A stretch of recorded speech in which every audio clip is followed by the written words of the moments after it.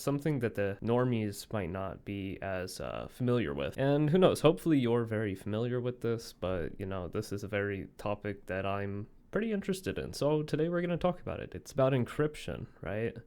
Now, some people, they might say something like, oh, why would you want to encrypt your data? There's nothing private. Why do you have so much to hide? I ask you, when's the last time you wanted to tell someone about all the money in your bank account? When was the last time you wanted to hand out your password? I'm looking at you, people sending your credentials over Discord. Don't pretend you're not. So that's not okay. And now that you know that it is not okay, I just want to kick things off and let you know what a simple thing encryption is. In its simplest form, encryption is the process of converting information or data into code, especially to prevent unauthorized access. It's like keeping a letter in a locked box where the only recipient has the key. The person you're trying to communicate to is the only other person that can decrypt your message. That way, we can keep things private, like your bank account information. Hopefully, you're not sending that stuff over top of something like Discord. There is no end-to-end encryption with Discord. I found this out later on. Unfortunately for me, this is like after I've managed to send a couple credentials over Discord myself. But hopefully you guys don't have to do such things and don't make such mistakes either. But in today's digital world, we're sharing more information than we ever have before. There's this chance that someone's gonna pry in on your private business and see what type of information you're sending. Yeah, I know you're sending your little Pepe Linux distributions, but hey, encryption keeps your conversations and your transactions private, right? So security assurance, right? So encryption is essential for security. It protects you from cyber criminals, ensuring that your passwords, your bank info, and your personal data are safe. Say you're in the middle of Starbucks and you're trying to check in on your Facebook or something. Someone could man in the middle attack and see what you're up to, right? So to prevent such things, we would use something like WireGuard or OpenVPN to form a tunnel between you and a different machine to shift your trust from the area that you're connected to a VPN somewhere else. It could be your own VPN. It could be like one that's, I don't know, Nord. I'm not sponsored by them or anything, but also just another thing in general is like freedom of expression, right?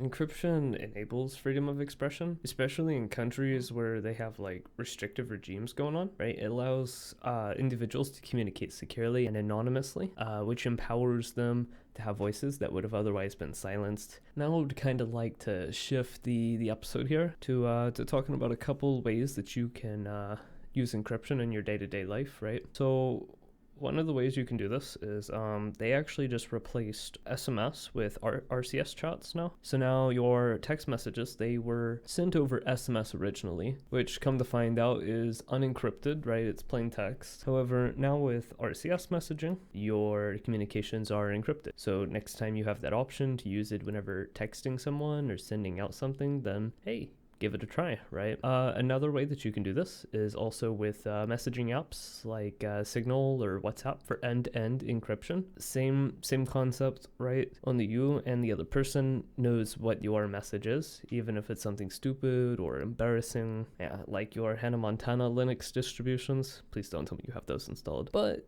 if you do have that, then you should be pretty good. Now, another thing that you could consider is like a secure email provider maybe, or even a virtual a VPN service. Now, people are going to tell you that VPNs are the greatest thing since sliced bread and they help you protect your privacy, but you have to look at it this way. Who are you protecting yourself from? In a private network setting, you're probably protecting yourself from the network, right, itself that you're connected to. And so your threat model shifts from trying to protect yourself from prying eyes online to prying eyes within the LAN, right? And so by using a VPN tunnel such as OpenVPN, you can then connect to a server and shift your trust to that company or that server, right? And so if that server is your own, then now you have an encrypted connection going back home, which puts your trust in the ISP that you currently use. Now, if you don't trust your ISP, then you could always VPN to a